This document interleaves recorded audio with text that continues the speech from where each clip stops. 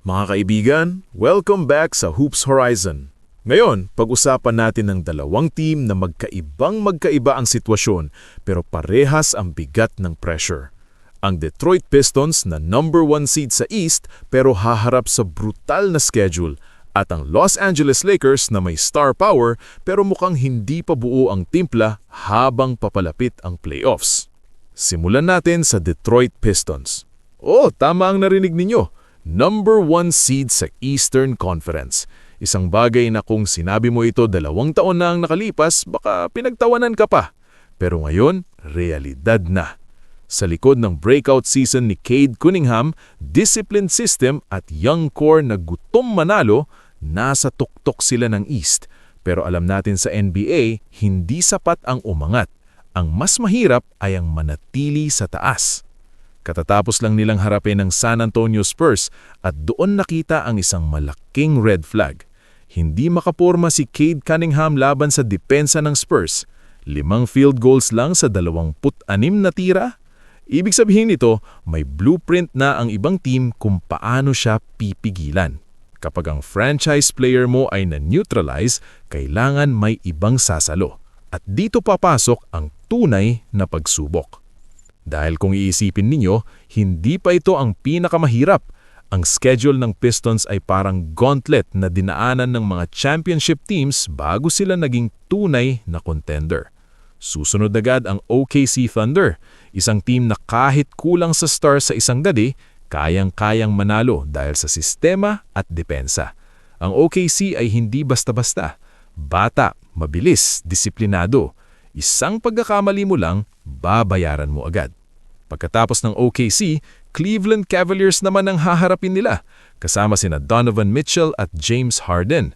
Ang Cavs na may 2 talo lamang sa huling 14 na laro ay hindi lang mainit. Sila ay deliberate, may playoff intensity na kahit regular season pa lang. Posible itong preview ng Eastern Conference Finals. At kung doon pa lang matitisod ang Detroit, paano pa kung best of 7 na ang laban? Isunod pa ang Orlando Magic, isang team na unpredictable. Hindi sila consistent pero sa tamang gabi, kaya nilang talunin kahit sino. At pagkatapos niyan, isang rematch laban sa Cavaliers at isa pang banggaan kontra sa Spurs. Kung bibilangin mo, halos wala kang pahinga. Walang easy win, walang pagkakataon para mag-relax. At dito papasok ang mas malaking tanong. Contender ba talaga ang Pistons o regular season story lang? Dahil kapag natalo sila ng sunod-sunod, bubuksan nila ang pinto para sa Boston Celtics na maagaw ang number 1 seed. 5 games lang ang pagitan. Sa NBA, 1 linggo lang yan kapag malas ka sa injury o slump. Mas malaki pa rito, pinag-aagawan din nila ang overall number 1 seed kasama ang OKC at Spurs. At alam natin kung gaano kahalaga ang home court advantage sa playoffs. Isang Game 7 sa home crowd mo ang pwedeng magbago ng kapalaran ng franchise. Ngayon, pag-usapan natin ang pressure kay Cade Cunningham. Kapag superstar ka, hindi sapat ang magaling ka lang. Kailangan consistent ka. Kailangan kaya mong mag-adjust kapag tinanggal ang first option mo. Kung dinoble ka, sino ang paparusahan? Kung tinanggal ang mid-range mo, may floater ka ba? May off-ball game ka ba? Ito ang susunod na level para kay Cade. Ang maganda sa Detroit, bata pa ang core nila. Pero ang delikado sa pagiging bata ay ang inconsistency. May gabi na unstoppable sila. May gabi na parang rookie mulit ang decision-making. At sa ganitong schedule, walang room for learning the hard way. Kailangang mabilis ang adjustments. Switch tayo sa kabilang conference, sa Los Angeles Lakers. Isang team na kahit kailan hindi mawawalan ng spotlight. At sa totoo lang, mas komplikado ang sitwasyon nila. Matapos ang talo kontra sa Boston Celtics, isang statement ang umalingaw-ngaw. Hindi pa sapat ng chemistry ni Luka Doncic, LeBron James at Austin Reeves. At kung ikaw ay Lakers fan, medyo nakakakaba yun dahil ilang games na lang ang natitira bago ang playoffs. Ang problema? Injuries. Sa simula ng season, wala si LeBron. Sa gitna, nawala si Austin Reeves. Si Luka naman may chronic calf issue na pabalik-balik. Ibig sabihin nito, Kulang ang playing time nilang tatlo ng sabay. At chemistry, hindi mo yan nabubuo sa papel. Hindi sapat ang highlight reels. Kailangan ng reps. At dito lumalabas ang mas malaking issue. Ball dominance. Lahat sila natural playmaker. Lahat sanay may bola. Lahat kayang gumawa ng sariling tira. Pero kapag tatlo kayo na pare-pareho ang estilo, paano ang spacing? Paano ang rhythm? Nagiging my turn, your turn ang offense. Walang natural flow. Parang may tatlong chef sa kusina pero iisa lang ang kalan. May tatlong point guard mentality pero iisa lang ang bola.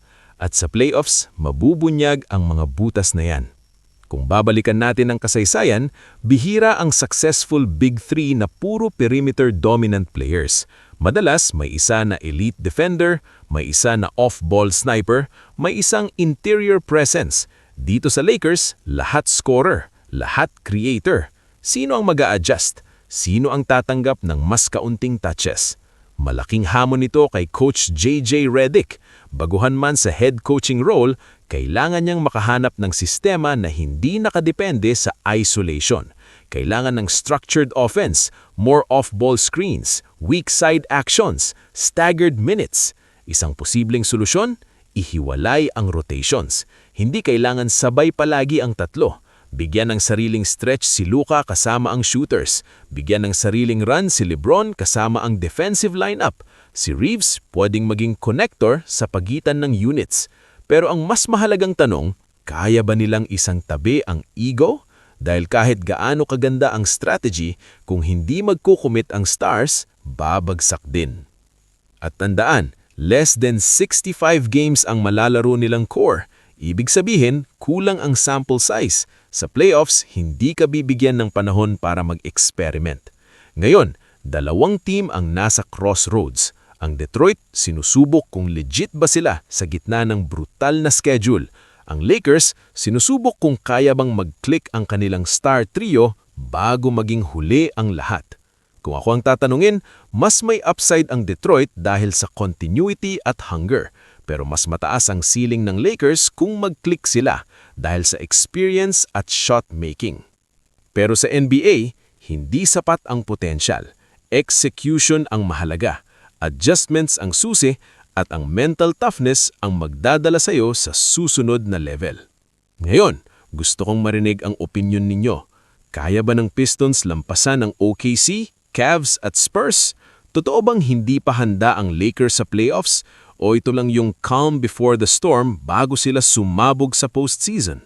Comment down below, makipagdiskusyon tayo. Dahil dito sa Hoops Horizon, hindi lang tayo nanonood ng laro.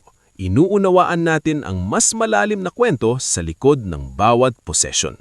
Hanggang sa susunod mga kaibigan, stay sharp, stay passionate, at lagi nating tatandaan, sa basketball, ang tunay na laban ay hindi lang sa scoreboard, kundi sa adjustments, chemistry, at puso ng bawat manlalaro.